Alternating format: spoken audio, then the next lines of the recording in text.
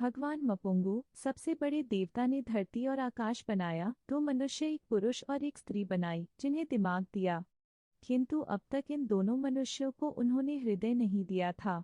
भगवान मपुंगू के 4 बच्चे थे, चंद्र, सूर्य, अंधकार और बरसात। उन्होंने चारों को एक साथ बुलाया और कहा, मैं अब निवृत्त होना चाहता हूँ, अतः मनुष्य अब कभी मुझे देख न सकेंगे। मैं अपनी जगह पर एक हृदय को धरती पर भेजूंगा, किंतु जाने से पहले मैं जानना चाहता हूँ कि तुम लोग क्या क्या करोगे। बरसात ने कहा, मैं मूसलाधार पानी बरसाऊंगा और हर चीज को पानी में डुबो दूंगा। नहीं, भगवान मपुंगू ने कहा, ऐसा हरगिज नहीं करना चाहिए। इन दोनों की तरफ देखो। उन्होंने स्त्री और पुरुष की ओर इशारा किया, क्या ये लोग पानी के भीतर रह सकेंगे? तुम सूर्य से इस काम में मदद लो। जब तुम जरूरत भर का पानी बरसा दो तब सूर्य को काम करने देना, वह अपनी गर्मी से उसे सुखा देगा।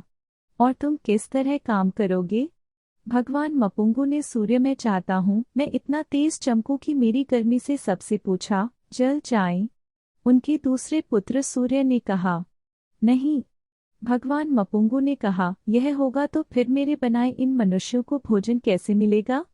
देखो, जब अपनी गर्मी से सब कुछ झुलसाने लगोगे तब बरसात को मौका देना, वह पानी बरसाकर राहत देगा और फल अनाज उगने में सहायता करेगा। और तुम, अंधकार, तुम्हारे कार्यक्रम की क्या रूपरेखा है? भगवान ने अंधकार से पूछा। मैं हमेशा हमेशा के लिए राज्य करना चाहता हूँ, अंधकार ने उत्तर दिया। दयालु बनो। भगवान ने सौम्य स्वर में कहा, क्या तुम मेरी इस अद्भुत रचना को खत्म करना चाहते हो? क्या तुम चाहते हो कि शेर, चीते, सर्प सब अंधेरे में घूमते रहें और मेरी बनाई दुनिया न देख सकें? चांद को भी कुछ करने का मौका दो, उसे धरती पर चमकने दो। जब वह चौथाई रह जाए तब पुनः तुम अपना साम्राज्य फैला सकते हो। मुझे काफी देर हो गई है, अब मुझे जाना चाहिए। और भगवान मपुंगू अंतर्धान हो गए। कुछ समय के बाद हृदय एक पतली सी झिल्ली से आवृत उनके पास आया।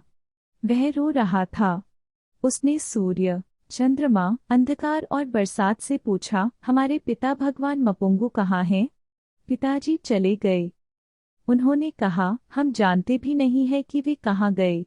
हाय, मेरी कितनी इच्छा थी कि उनके साथ उनमें लीन हो जाऊं, किंतु खैर, जब तक वे नहीं मिलते मैं आदमी में प्रवेश करूंगा और उसके माध्यम से पीढ़ी दर पीढ़ी ईश्वर को खोजूंगा। हृदय ने कहा, और यही हुआ। मनुष्य से पैदा होने वाले हर बच्चे के पास हृदय होता है जो आज भी ईश्वर को चाहता है।